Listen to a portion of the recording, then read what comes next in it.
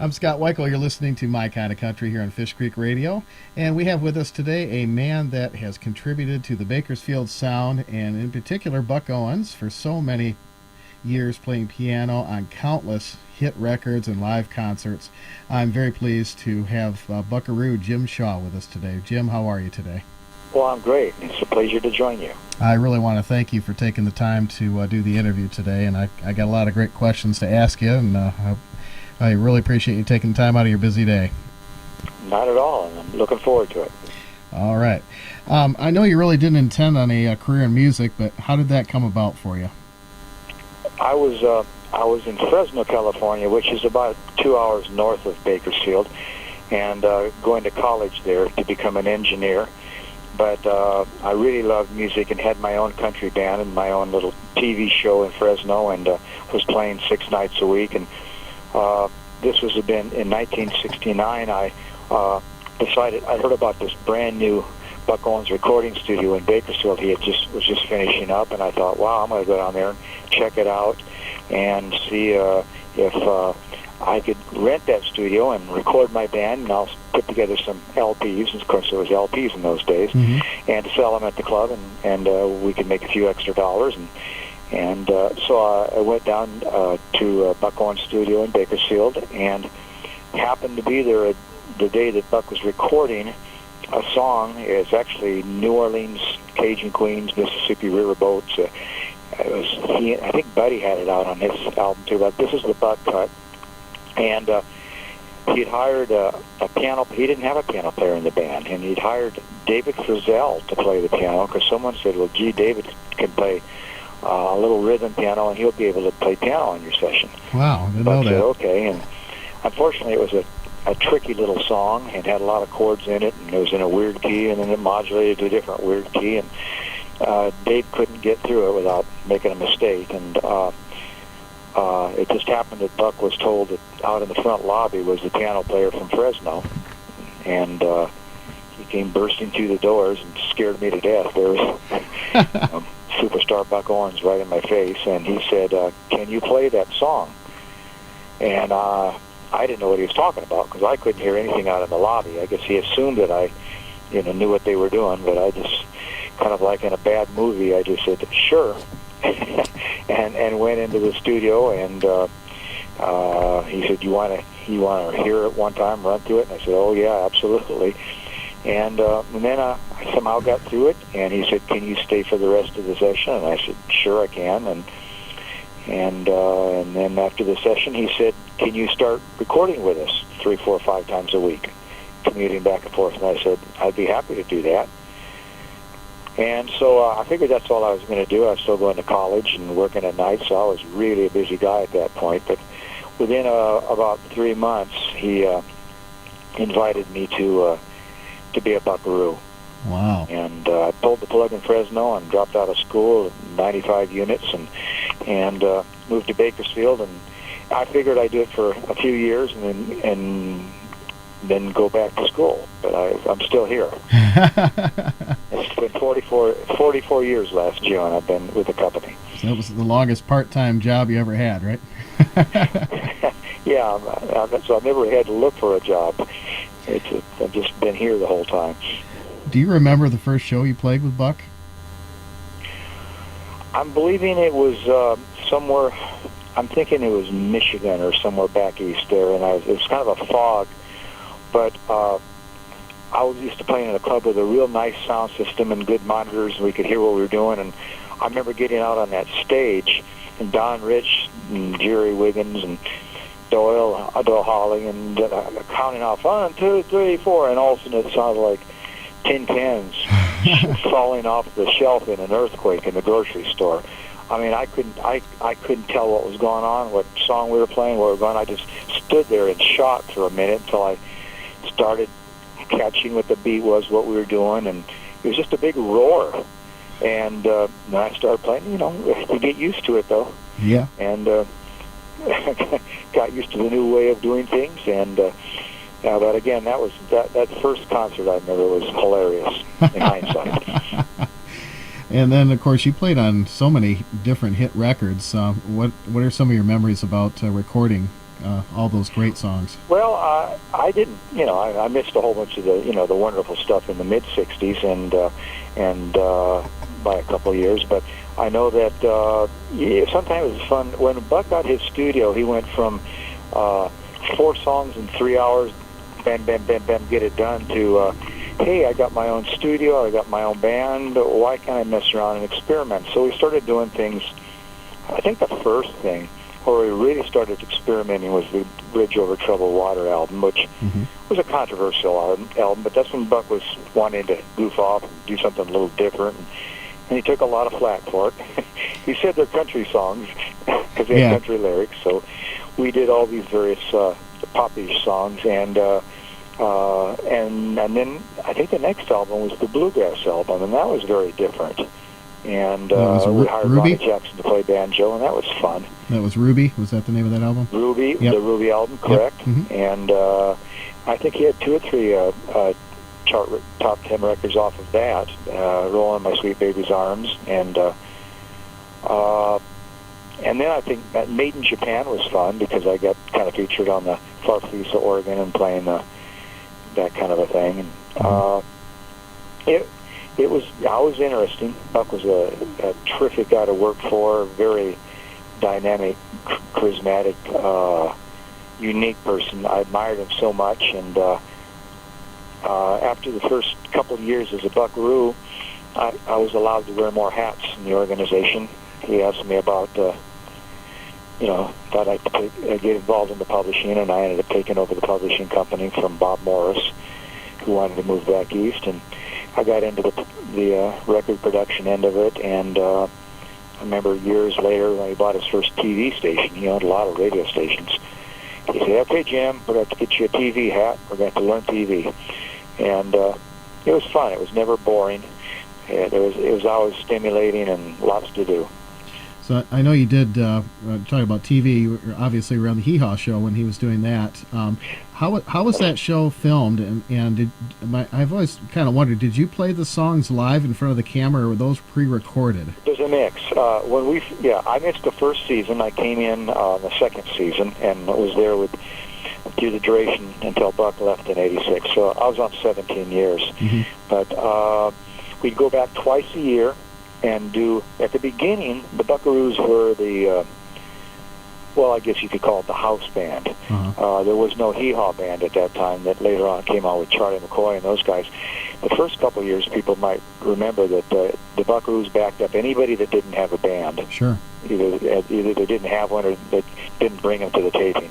And so we backed up a ton of people, and we had to hang around for 4 or 5 weeks for a taping of 13 shows. And after a couple of years, Buck changed that and asked, because when we were stuck there, he couldn't tour, he couldn't record because his band was locked up in Nashville.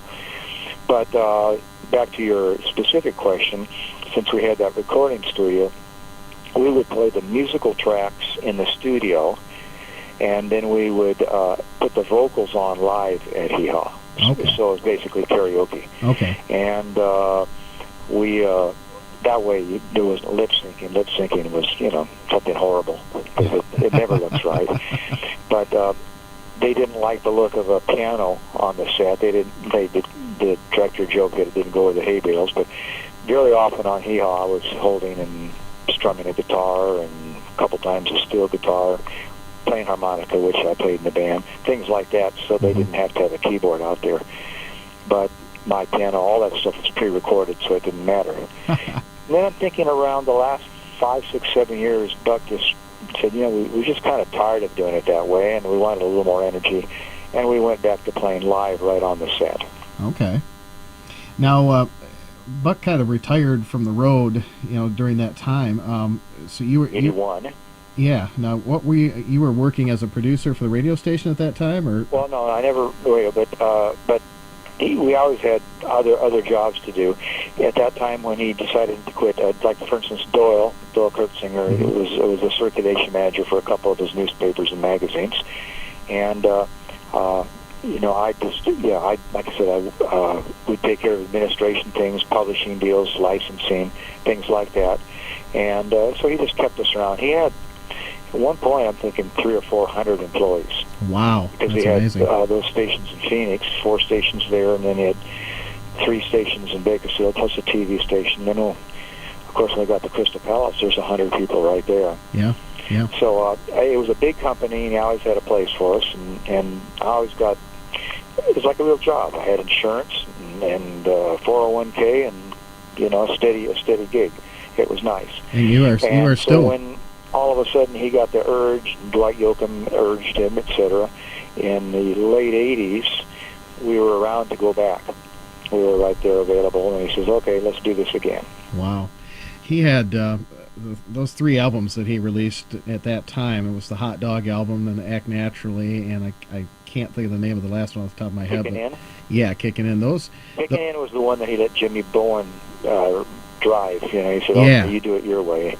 And it wasn't sounding like we hoped, and so Jimmy Bowen said, well, I'll try to make you sound more like today's music, but that probably wasn't the way to go with Buck. Definitely not. Those first 2 albums were just, a throwback right to the, that 60s freight train sound, and it was just... The Hot Dog album was so fun. We had a great time on that, kind of getting back into it and doing a bunch of old songs like Don't Let Her Know and A11. And some really fun stuff. Oh, absolutely.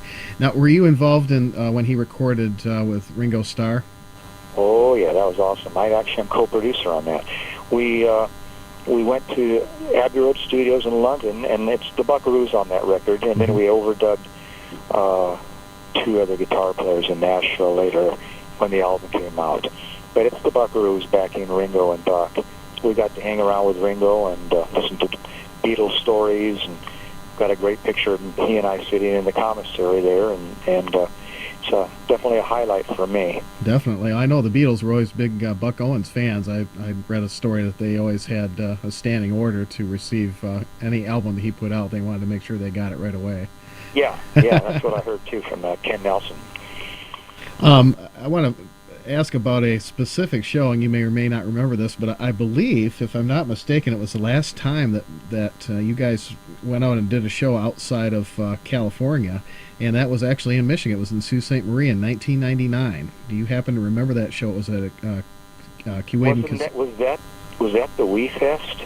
No, it was Keewaydin Casino.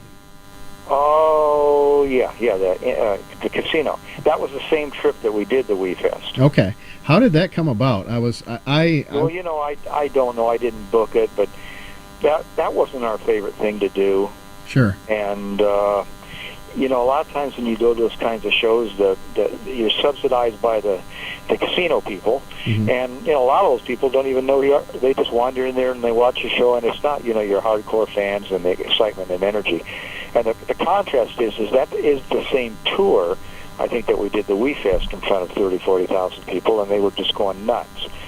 And so it made that other one, the casino, seem a little sleepy. Well, it's kind of like playing in Branson. Yeah. Well, from my standpoint, I was there, and I hope it was all right. At the time, at the time, I lived in Indiana. I lived in Indianapolis, Indiana, and it was over 600 miles one way. I drove all the way up there to just specifically to see that show, and then drove all the way back home. Oh, I really hope it was okay. And it was great. And I remember I got to meet you and Terry Christopherson, and I didn't get to meet Buck that night, but Terry did a nice thing for me several months later. I had a box set that all of you guys signed for me, and I sent it out to the Crystal Palace, and Terry had Buck sign it for me and sent it back to me, and that's a treasure. Oh, that's great. Yeah, it's that's a treasure for me. What do you think about when you listen to the old recordings? Do you have specific memories of where you were when those songs came out, or what you were doing? Sometimes it's amazing how much we recorded in those days. Buck had a stable of artists. Remember, he had Susan Ray, sure, and Tony Booth and Son Buddy. And then he had LaWanda Lindsay, and he had the Bakersfield Brass, and the Hager Brothers. The Hager Brothers. Yep. We had all these people that had to put out 2 and maybe 3 albums in a year. So that's each album is 3, 4, 5 sessions. And then you had all these combinations. You'd have Buck and Susan, and Don Rich put out an album with Buddy. Buck and cowboy convention, and you'd have Christmas albums. Everybody had to put out a Christmas album. Mm-hmm. And then we had tons of people doing what we'd call custom sessions. They could come in and hire us, and the Buckaroos would play on their albums. And then we did other label things. We used to fly up to Canada, to some of the Edmonton and Vancouver, and do a lot of records for the Canadian artists, because Canadian content laws, they didn't want to come to the States. Mm. Because up in Canada, a lot of the music they play, it needs to be, a certain percentage has to be Canadian content. So they get around that by flying us up to record. So we recorded literally thousands of recording studios sessions, and wow. They do blur together. I'm sure they do. We even recorded the Lawrence Welk country singers, because they didn't feel capable. Ava Barber and Clay Hart, the people like that would come up from LA and we'd record it. Well, I know the Buckaroos, you recorded several albums, just solo albums on your own. Is that correct? Yes, I think there was 7 or 8. Mm-hmm. And you were certainly on at least the latter part of those. Few. Yeah. Wow, that's amazing. There's been a couple books released in the last couple of years, one by Eileen Sisk and one by Randy Poe. What are your thoughts on those books, and do you feel they're accurate? Or am I getting into dangerous territory here? The Eileen Sisk book horrified me specifically. I'm sorry. She met Buck, and she was pushing to do the Buck's biography, work with him while he was still alive. And the more he worked with her, the less he thought that was a good idea. And he finally pulled the plug and says, "No, I don't think so." And she really got mad, and she really did a number on him. Mm-hmm. And that's all I can say. There are, it's going to sound like sour grapes, but there are so many things that are totally, totally wrong in that book. And I don't know, some of it came from mean-spiritedness, and some, I don't know, she just didn't do her research. And part of it is our fault, because at that point, when we saw what she was doing, I wouldn't talk to her. Mm-hmm. How your words can be twisted. So I could have cleared some of it up if she'd asked, but she just had all sorts of crazy stories. She said that Wayne Newton gave Buck a $250,000 Arabian horse, and Buck gave him a cheap red, white, blue guitar back and stuff.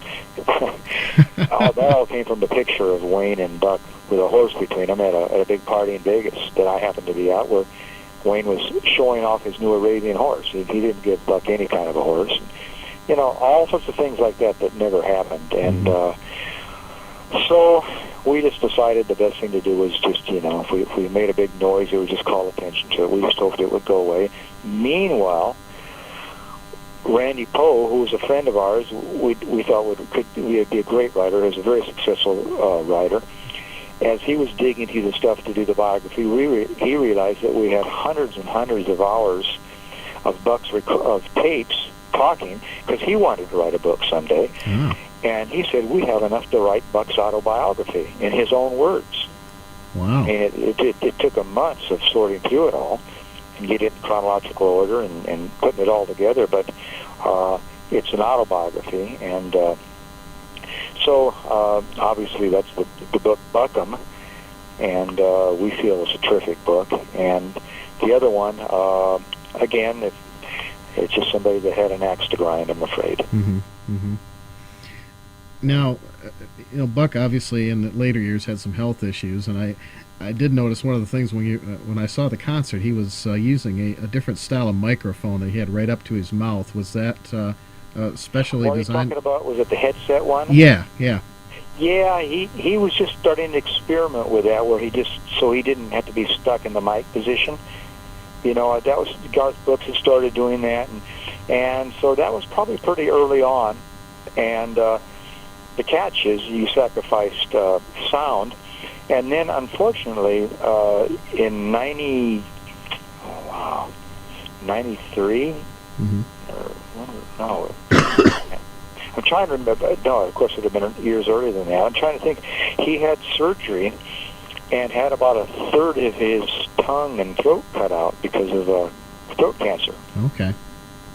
And it put a big kind of a warp in the base of his tongue, and in the reconstructive surgery, and he had kind of a thick, kind of a spitty kind of a sound happening that people used to say he'd been drinking. Mm-hmm. And it varied. If he was tired or worn out, it was really bad. On a really good day, it wasn't too bad at all. But it changed his voice, unfortunately, completely. He lost the range and the tenor voice that he used to have. So it really started sounding different. He really, I think he really overcame quite a lot of it, though. He really sounded great when I saw him live. I thought he was doing a fantastic job. Oh, that's good. And now, tell me about the last show that Buck played. When was that? And I assume you were there. This was at the Crystal Palace. Is that correct? All right. It was. There's an interesting story that I just realized after the fact on that, because it was March 25th, 2006, and it was a Friday night, and what he would do is the Buckaroos would always play, and we were capable of playing without him. We all had enough singers in the band that we could play without if Buck had to leave early or didn't feel like playing. Certainly. And every now and then that would happen. And that particular night, he wasn't feeling good. And so when I got there, 45 minutes or so before we were ready to go on, and I was getting ready, and I came into the office, and he came down and said, Jim, I'm not up to it tonight. You guys just, hold down the fort. Mm-hmm. And I said, sure, you bet. Go home, get some rest, and hope you feel better. And so we got up on stage and getting ready to kick off Buckaroo and do the thing. And next thing I know, his head's poking out across the aisle, and he says, I'm going to play. Wow. I said, oh, okay, great. So what I found out later was, and the reason we know this is because he told the story on stage that night, he grabbed his bag and headed out across the outside boardwalk to where his car was parked. A couple from Oregon came around the corner, and they said, hey, it's Buck Owens. Wow, we're so excited. We came all the way from Oregon 3 or 4 months ago, and you were sick, and we missed you. So we just really had our fingers crossed. So we tried again, hope we could see you. And he said, oh, no. He to himself, oh, brother. It came all this way. So he turned around and went back inside and changed his mind to do the show. Wow. So on the stage, he told us the story that night. I was going to go, and he pointed to the couple sitting over there out to the right side of to our right, on the railing there along the boardwalk area there by the stage, and told that story. So I knew it was a real story, and that's why he played that night. And he left a little early and just patted me on the back, said, see you later, Jim, and that's lost us all. Wow. And what was really strange was, I have to tell you that, remember the Carnegie Hall album? Oh, absolutely. I know it well. It's a classic, and it was Buck's, one of his proudest efforts, that particular live album. He used to brag about it. It was the perfect show. They didn't make a mistake. It just went great, and of course part of the deal was he was stressed about having to play in New York City, expecting a bad audience, and he was blown over by the fact that it was a fantastic audience, and very appreciative and lively, and he put together an awesome album, and he was very proud of that. And it occurred to me later that we were coming up on the 40th year anniversary of that. Yeah. I mean, if it had occurred to me that it was coming up, I might have mentioned it to him and said, "You want to commemorate it or something?" And of course, he would have got all excited, and we would have done something. But it didn't occur to me that it was coming, and he died on the 40th anniversary. Is that right? I didn't know that. March 25th, 1966 was Carnegie Hall concert, and this was 40 years later, 2006. I'll be darned. March 25th, and I tell people he wouldn't have died that night, and that's a strange thing to say, but my feeling is that, a lot of it's a combination of physical and mental and emotional, when you finally let go. Mm-hmm. And I think he would have got fired up and possibly died 3 or 4 weeks later. I mean, wow. Who's ever going to know? But it's just a strange thing to consider. Well, that album I know was reissued by the Country Music Hall of Fame, and there were some bonus tracks, and then Sundays put it out some years later. The first reissue was he did that as a benefit for the Hall of Fame. He let them have all the royalties to that. Oh. And, now he controlled for the Hall of Fame. He controlled all of his own recordings. He owned his own masters. Is that correct? That's one of the things I do is I license those and run that. And he the last deal he made with Capitol allowed for those reverting back to him 10 years later, which turned out to be the mid-'80s. Mm-hmm. And at that point, as opposed to every other act whose their songs are owned by the record label, he owned his own, and he chose how to release them and when, and if they're going to be in a movie or on a TV show. He decided and negotiated the deal. Well, I have to tell you, the box sets that came out on Bear Family, I know Richard Wheats, and he's done a fabulous job on those. Those are stunning. Yeah, and he helped us find a lot of those pictures from Capitol, so it was a blessing to us. He's a great guy, and he just makes the best product in the world. They certainly do. And it's got to be a labor of love because he can't be making money on them. The detail and the size of those books, absolutely, and the number of units they sell. He's just doing it because he wants to do it. Yeah, well, it's wonderful to preserve that music in that form. It's you're right, it is well done. I wanted to ask you, Buck had talked about, and I don't remember exactly where I heard him talk about this, but he was talking about doing a kind of a final album where he was recording all the instruments himself. And he was actually. Did it get completed? Are there plans to release it? Well, he was working on it. We hadn't gotten far enough to call it even an album or possibly a partial album. Although you heard a little of it, you don't know it. After he passed away, Brad Paisley came out with a duet with Buck Owens called "Come On In." Okay. And the song, and it sounds a little like "Hello Trouble," the melody-wise, but you'll hear Brad and Buck, and that vocal came off of that album Buck was working on. Oh, okay. His methodology was I set him up with a little recording studio here at the office, one up at his mountain home and one out at his other home. And I had poor engineers were driving back and forth all the time trying to straighten it out for him. But he wanted to be able to record himself when he felt like it. Uh-huh. And this new digital equipment. And when he decided he wanted to do a song, he'd write the song and he and I would go in there and I would play some basic tracks, put a little drum machine down, put some bass, put a piano, and get a skeleton for him. And then he'd just start trying to add on all the instruments. And when he got to a certain point, he'd start replacing mine. That was the idea. Mm-hmm. And eventually, it would all be the stuff he had played. Wow. One at a time. And that was sort of his hobby at the end there. Mm-hmm. And we have just a couple finished songs. I see. And something I've talked to the foundation and the family about. What we could do someday on that. Sure. One of the things maybe I'm actually talking to Dwight Yoakam as we speak about him doing one of them as a duet with Buck. Oh, that'd be great. I know there's probably some other unreleased recordings that haven't been put out there yet. Actually, the funny thing is, Buck was so efficient, and efficient with his money. Some people would want to call it tight. Mm-hmm.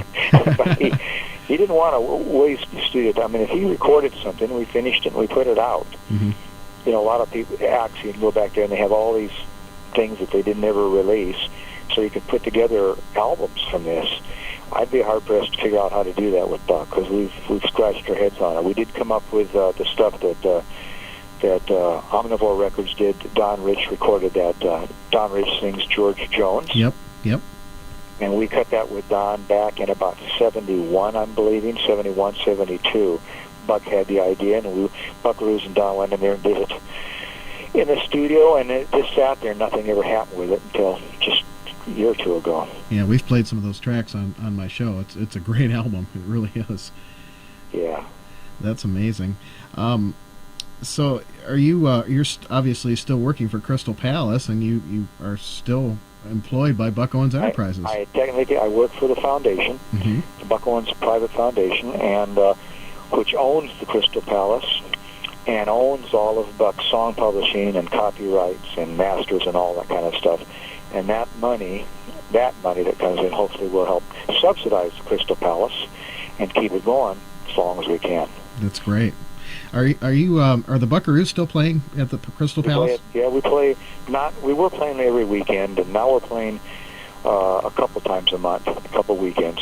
Okay. Now is Doyle's still there. He's 45 years with the group, and Doyle's 76. Wow. And Terry is still there, and myself. So between us, we've got 120 years. Wow, that's amazing. And our drummer, we call him the new kid because he's only been 11 years with us. He's the rookie, right? Yeah. Buck recorded a song, and I believe it was one of his last recordings, but I'm not sure. You could probably enlighten me. It was with Homer Joy. It was called John Law. Are you familiar? Well, he did that as a favor to Homer. Mm-hmm. Homer recorded the thing, and he said, like sometimes would happen. He'd get a few duets like that. They'd say, if we send you the track, would you put a vocal on it with us? So Mm-hmm. Buck said, sure, I will. He liked Homer and appreciated him, and so so they didn't actually get together in the studio and do that.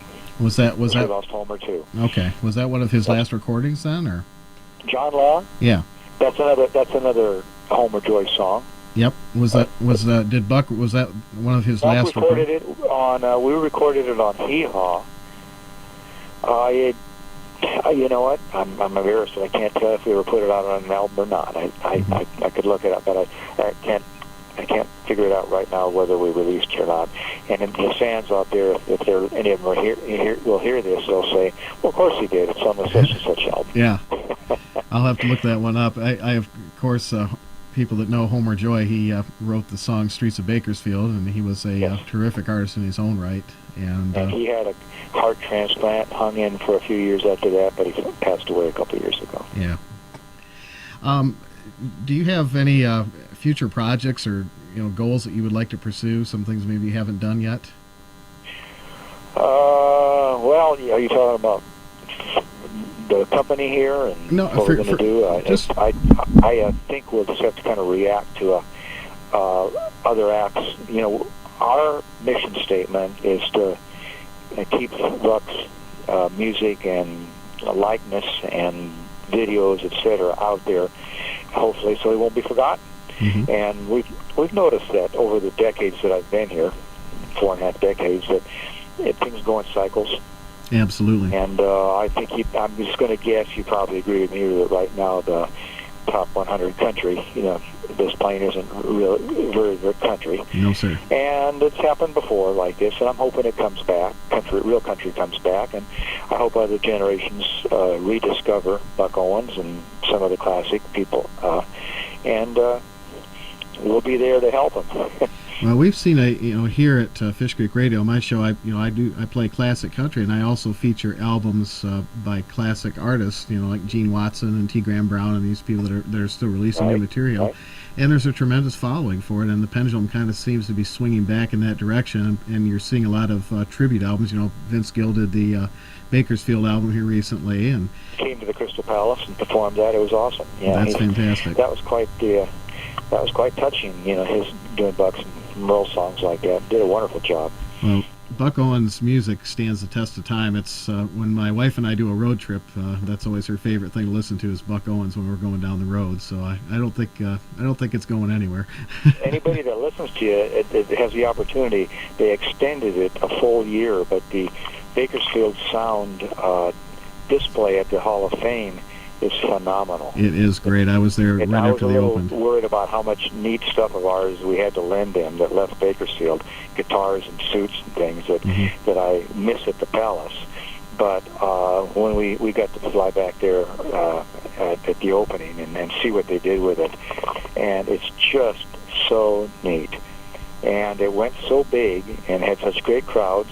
It was supposed to be over last December that they extended it. So this Christmas it'll end, but of course the Hall of Fame Museum is wonderful to start with, but this whole big section they added in on the Bakersfield Sound is terrific.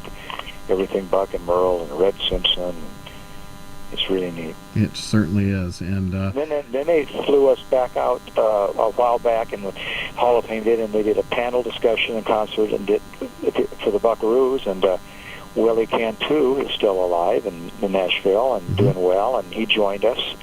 And so a bunch of us survivors that's great. did a panel discussion and in the auditorium there, and then did a concert with a bunch of young people that came and joined us and did duets, as well as people like Jim Lauderdale and Oh yeah, that's great. band. So it was a really neat deal. I got to take my wife and show her I did all those things and the Hee Haw things and stuff. Well, that's great. I have a friend that lives up here in Manistee, Michigan. He's 82 years old now. His name's Jerry Hendricks. He played steel guitar for Buck back in 1959 at the Fresno Barn. And a few years ago, you guys made him an honorary Buckaroo, and he's very proud of that. And every now and then he still gets up. There was a lot of Fresno connection with Buck. The barn and a lot of working there, and then ended up so many of the Buckaroos came from there, and 2 of the Bakersfield brass came from there, and in fact, Doyle, Terry, and I are all from there. It's Bakersfield and Fresno are quite a bit alike. Sure. No, there's just a tremendous talent, and the longevity and the staying power is just phenomenal. It's and the music still sounds fresh today, and it's just a joy to listen to, as we quite often play on our show. Good. Well, Jim, I want to thank you very much for doing the interview and taking the time. It's been a pleasure talking with you. You've just provided a wealth of information, and I'm real happy to pass this on to our listeners. And thank you for all that you've done to preserve the music, and I'm really glad that things are going well there for you. Well, thank you. It definitely was my pleasure. I appreciate it. That is Jim Shaw on Fish Creek Radio. I'm Scott Wikle. You are listening to My Kind of Country, and here's Buck Owens and the Buckaroos.